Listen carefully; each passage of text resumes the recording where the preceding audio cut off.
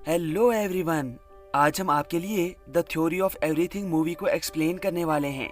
ये मूवी 2014 में रिलीज हुई थी और इसकी IMDb रेटिंग 7.7 आउट ऑफ 10 है। ये मूवी इस दुनिया में जन्मे one of the brilliant minds Stephen Hawking की लाइफ पर आधारित है। इसे देखने के बाद आपको अपनी लाइफ में कुछ करने का मोटिवेशन मिलेगा। तो जल्दी से चैनल को सब्सक्राइब कर लीजिए ताकि आप हमारी वीडियोस रोज देख सकें और ऐसे ही अपने आप को मोटिवेट कर सकें। मूवी की शुरुआत 1963 से होती है और हमें स्टीफन हॉकिंग और उनके एक फ्रेंड को दिखाया जाता है। ये दोनों कैम्ब्रिज यूनिवर्सिटी में पढ़ते हैं। ये दोनों जब एक पार्टी में आते हैं तो वहाँ पर स्टीफन की मुलाकात एक लड़की से होती है जिसका नाम जेन होता है। स्टीफन थोड़ा वियर्ड होता है लेकिन इसके बाद भी उसकी बातें सुनकर जेन को स्टीफन पसंद आ जाता है। पार्टी खत्म होने के बाद जब स्टीफन और जेन बाहर बैठे हुए थे तभी जेन स्टीफन को अपना नंबर देती है और पार्टी से चली जाती है। अगले दिन जब स्टीफन अपनी क्लास में होता है तभी प्रोफेसर उन्हें कुछ असाइनमेंट देता है। उस असाइनमेंट को उन्हें कुछ दिनों में पूरा करना था। अब कुछ दिन बीत जाते हैं और वो दिन आ जाता है जब स्टीफन को अपना असाइनमेंट सबमिट करना था, लेकिन असाइनमेंट सबमिट करने की डेट तक स्टीफन ने उस असाइनमेंट को पूरा नहीं किया था और वो ये सब कुछ अपने फ्रेंड को भी बता देता है। उसके फ्रेंड के यूनिवर्सिटी पहुंचने के बाद स्टीफन थोड़ा लेट यूनिवर्सिटी पहुंचता है और आते ही वो अपने प्रोफेसर को वो असाइनमेंट पकड़ा देता है। यानी जब वो सुबह जागा था तब से अभी तक उसने वो असाइनमेंट पूरा कर लिया होता है। स्टीफन के प्रोफेसर को भी पता था कि स्टीफन बहुत ही ज्यादा ज़हीन है, इसीलिए वो उसे लैब में ले आते हैं। ये वही लैब होती है जहाँ पर सर जे थॉमसन ने इलेक्ट्रॉन को डिस्कवर किया था और इसी लैब में रुदरफोर्ड ने एटम को स्प्लिट किया था। यहाँ पर किसी को भी आना अलाउड नहीं है। प्रोफेसर कहते हैं कि मैं नेक्स्ट फ्राइडे कुछ स्टूडेंट्स को लेकर लंदन जा रहा हूँ क्योंकि वहाँ पर great mathematician Roger Penrose lecture देने वाले हैं। अगर तुम चाहो तो तुम मेरे साथ आ सकते हो। यूनिवर्सिटी से निकलने के बाद स्टीफन जेन के पास जाता है और उसे अपने घर पे लंच पर ले आता है, जहाँ पर हमें पता चलता है कि स्टीफन अपनी फैमिली के साथ रहता है और साथ साथ ही जेन आर्ट्स की पढ़ाई कर रही है। रात में स्टीफन जेन को लेकर एक पार्टी में आता है जहाँ पर स्टीफन जेन के साथ बहुत एंजॉय करता है। वो जेन को पसंद करता था और पार्टी के बाद स्टीफन जेन से इस यूनिवर्स के एग्जिस्टेंस में आने के बारे में बातें करता है। जेन भी स्टीफन की बातें सुनकर खुश हो जाती है और उसका हाथ पकड़ लेती है। वो अब स्टीफन से प्यार करने लगी थी। दोनों एक दूसरे को किस करते हैं और एक दूसरे के साथ डांस करते हैं। अगले दिन स्टीफन अपने फ्रेंड्स के साथ एक लेक्चर अटेंड करने जाता है, जहां जाते हुए उसका पैर लड़खड़ा जाता है, लेकिन वो अपने आप को मैनेज करके उस लेक्चर में पहुंच जाता है। प्रोफेसर लेक्चर दे रहे थे और स्टीव बड़े गौर से उन्हें सुन रहा था। वो एक गहरी सोच में पड़ा हुआ था। वहाँ से निकलकर रेस्टोरेंट में स्टीफन कॉफी कप की तरफ देखकर सोचता है कि क्या होगा अगर हम ब्लैक होल थ्योरी को इस दुनिया पर अप्लाई कर सकते। बाद में जब स्टीवन जेन से मिलता है तो वो उससे कहता है अगर आइंस्टाइन की थ्योरी ऑफ रिलेटिविटी ठीक है तो इसका मतलब ये दुनिया जीरो से शुरू हुई है और अभी भी इन्फिनिटी की तरफ बढ़ रही है, यानी ये दुनिया अभी भी फैल रही है। अगर टाइम को रिवर्स किया जा सकता तो ये दुनिया फिर से वहीं पहुंच जाएगी जहां से इसका निर्माण शुरू हुआ था। यही सेम आइडिया स्टीफन अपने प्रोफेसर को मैथमेटिकल नंबर्स में प्रूव करके दिखाता है। उसके प्रोफेसर को ये आइडिया बहुत पसंद आता है और वो स्टीफन की तारीफ करते हैं। स्टीफन जब खुश होकर बाहर निकल रहा था तो अचानक से उसके पैर लड़खड़ा जाते हैं और वो जमीन पर गिर जाता है और यहाँ से असली कहानी की शुरुआत होती है। यहाँ से स्टीफन हॉकिंग की कहानी आपको बहुत मोटिवेट करेगी। स्टीफन को हॉस्पिटल ले जाया जाता है जहाँ पर डॉक्टर्स उसका चेकअप करते हैं। डॉक्टर्स को पता चलता है कि स्टीफन को ALS यानी एमियोट्रोफिक लेटरल स्क्लेरोसिस हो चुका है। डॉक्टर स्टीफन को बताते हैं कि आहिस्ता आहिस्ता तुम्हारे बॉडी पार्ट्स काम करना बंद कर देंगे क्योंकि तुम्हारे मोटर न्यूरॉन्स ALS की वजह से डिजेनरेट होने लगे हैं, लेकिन तुम्हारा दिमाग बिल्कुल अपनी कंडीशन में रहेगा। उस पर इस बीमारी से कोई असर नहीं पड़ेगा, लेकिन 2 साल में तुम मर जाओगे। ये सुनने के बाद स्टीवन अपने फ्रेंड से और जेन से दूरी बना लेता है। वो अकेला घर में बैठा रहता है। स्टीफन से जब उसका फ्रेंड मिलने आता है तो स्टीफन उसे अपनी कंडीशन के बारे में बताता है। ये सुनकर स्टीफन का फ्रेंड भी दुखी हो जाता है। वहीं दूसरी तरफ जेन स्टीफन को ढूंढ रही थी क्योंकि स्टीफन अब घर से बाहर नहीं निकलता था। जेन को स्टीफन का फ्रेंड मिलता है। वो उसे स्टीफन की कंडीशन के बारे में बता देता है और जेन स्टीफन से मिलने पहुंच जाती है। जेन स्टीफन से प्यार करती थी, इसीलिए वो उसे छोड़कर नहीं जाती। वो इस हालत में भी स्टीफन को एक्सेप्ट करती है। स्टीफन से मिलने के बाद जेन स्टीफन के डॉक्टर के पास जाती है। स्टीफन का डॉक्टर जेन को बताता है कि स्टीफन सिर्फ 2 साल बिता सकता है। जेन कहती है कि वो जितना भी टाइम गुजारेगा मैं उसके साथ ही रहूंगी। जेन और स्टीफन एक दूसरे से सच में प्यार करते थे, इसीलिए वो दोनों शादी कर लेते हैं।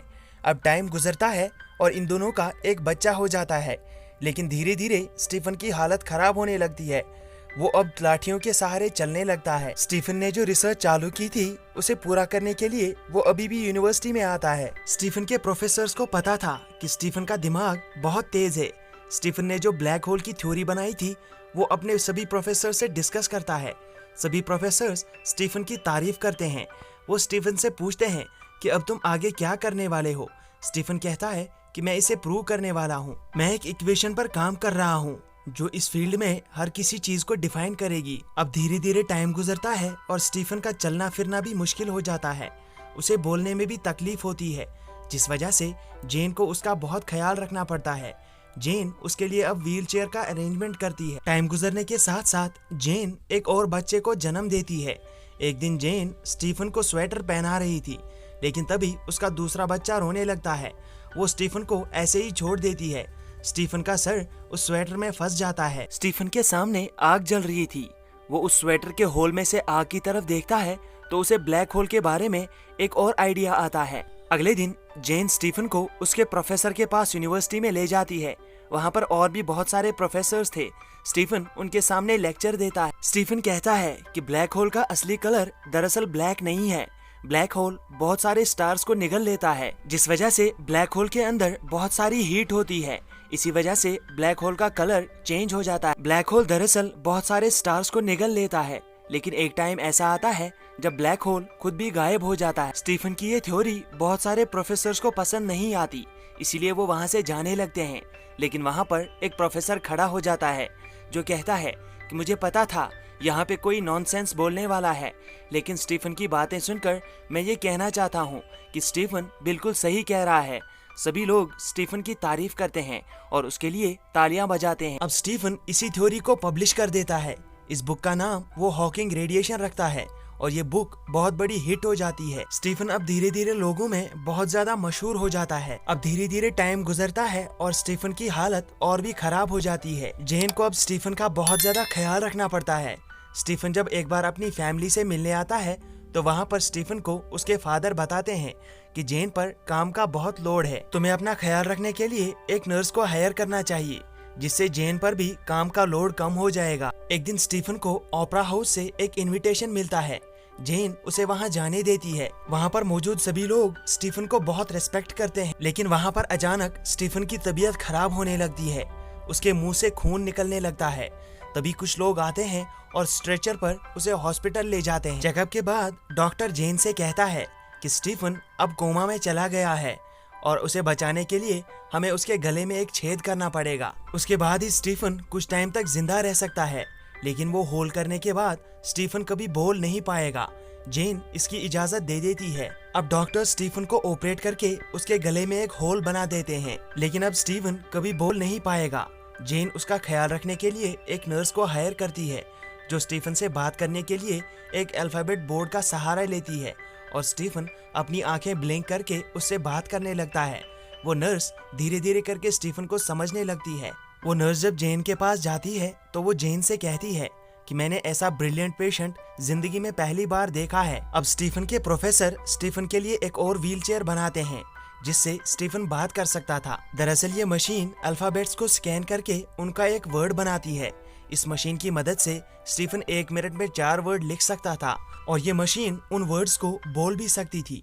इस तरह से स्टीफन का कम्युनिकेशन प्रॉब्लम खत्म हो जाता है। जहां हम जैसे लोग इन हालात में सब कुछ भगवान पर छोड़ देते हैं, वही स्टीफन अपनी बीमारी को भी एक अवसर में बदल देता है और एक नई किताब लिखने लगता है।